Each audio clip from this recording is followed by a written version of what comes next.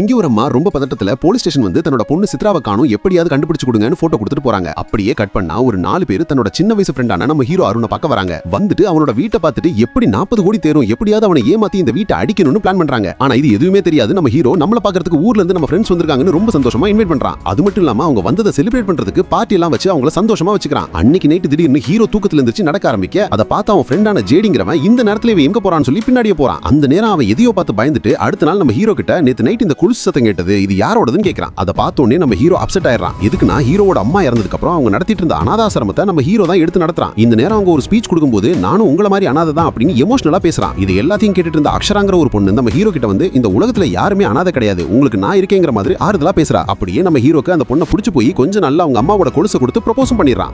கொஞ்சம் யோசிக்கிறா. அதுக்கப்புறம் நம்ம ஹீரோ பார்த்துட்டு லவ்க்கு ஓகே சொல்லிடுறா. அதுக்கு அடுத்து என்ன நடந்ததுன்னு தெரியல. அப்படியே சீனை கட் பண்ணிடுறாங்க. இன்னொரு பக்கம் நம்ம ஹீரோவோட ஃப்ரெண்ட்ஸ்க்கு அந்த வீட்ல யாரோ இருக்கிற மாதிரியே ஃபீல் ஆகிட்டே இருக்கு. இது எல்லாத்தையும் நம்ம ஹீரோ கிட்ட சொல்லிட்டு இருக்கும்போதே ஒரு கொலுசு சத்தம் கேட்டு எல்லாரும் பயந்து போய் ஒரு ரூம்குள்ள போய் நின்னுறாங்க. அப்பதான் கதவு திறந்து ஒரு பொண்ணு வர்றா. அவ யாருன்னு பார்த்தா ஸ்டார்டிங் சீன்ல காணாம போயிட்டான்னு சொன்ன சித்ரா. அவ உள்ள வந்துட்டு நான் பேய் இல்லடா அந்த போட்டோல இருக்கிற அருண் தான் பேய்னு நம்ம ஹீரோவை சொல்றா. இது கேட்டுட்டு ஃப்ரெண்ட்ஸ் எல்லாம் திரும்பி பார்த்தா நம்ம ஹீரோவையும் காணோம். அப்பதான் எல்லாருக்குமே தெரியுது இவ்வளவு நேரம் நம்ம பேசிட்டு இருந்தது ஹீரோவோட ஆத்மாவோட தான். என்னன்னா இந்த சித்ரா நம்ம ஹீரோவை ஒன் சைடா லவ் பண்ணிட்டு இருந்திருக்கா. ஒரு நாள் அவளோட பிறந்தநாள் அன்னைக்கு அவங்க அம்மா கிட்ட கூட சொல்லாம இவன் கிட்ட ப்ரொபோஸ் பண்ண வந்திருக்கா. ஹீரோவை பார்க்க மாடிக்கு போகும்போது அங்க இருக்கிற ரிமோட் தடிக்கு கீழே விழுந்து மயக்கம் போட்டிருக்கா. அப்படியே அவ மயக்கத்துல இருந்து எந்திரிச்சு வெளியே போலான்னு பார்க்கும்போது வெளியே போக முடியல. அது மட்டும் இல்லாம ஹீரோவும் ஆவியா இருக்காங்கிறது அப்பதான் அவளுக்கே தெரிஞ்சிருக்கு. அதுக்கப்புறம் வீட்டுக்கு நீங்க